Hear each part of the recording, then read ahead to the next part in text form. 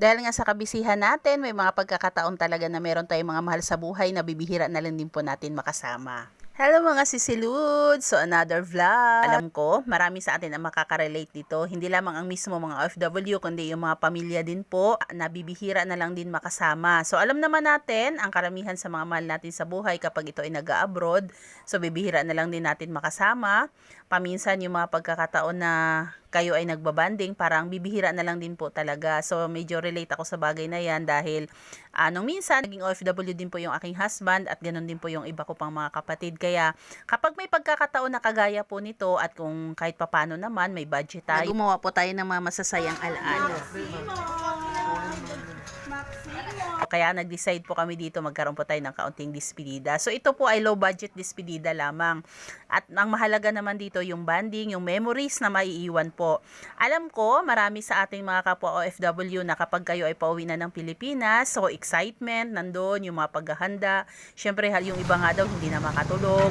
Bilang na yung araw kung kailan nababalik sa Pilipinas. Syempre nandun po excitement. Pero ang napakahirap po na yugto, ito naman ay yung oras na kayo ay babalik. Kaya napakahalaga po talaga na sulitin natin. At masasabi ko naman, kahit papano, nung umuwi ang kapatid ko dito, so may maraming pagkakataon na, bagamat medyo ilang subdivision lang naman ang pagitan namin. Sa isang linggo, hindi ako papayag na talagang, ay, video pala yan. Kasi kahit sa simpleng kwentuhan lang, yung mga buhay-buhay natin, lalo na kapag meron na tayong pamilya. Kaya nga minsan naisip ko, yung nung tayo ay mga maliliit pa. So, yung pala yung pagkakataon talaga natin na magsama-sama. Kasi parang sa kasalukuyan, parang napaka-imposible na po talaga na parang kayo ay magkakasama talaga. Hindi kagaya nung kayo ay maliliit pa lang na talagang isang bahay kayo ng inuuwian, isa kayo ng magulang. Kapag may kanya-kanya na kayong pamilya, so syempre may kanya-kanya kayong prioridad na sa buhay. Kaya bibihira na po talaga yung pagkakataon na magsabay-sabay, na magbakasyon o nag-reunion. Ihaw tayo! Lagyan natin ng para at least mas malasa.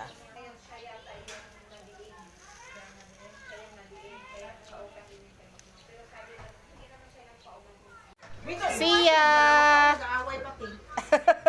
Sabay. Ayos lang yan mga bata. Ate Jonah.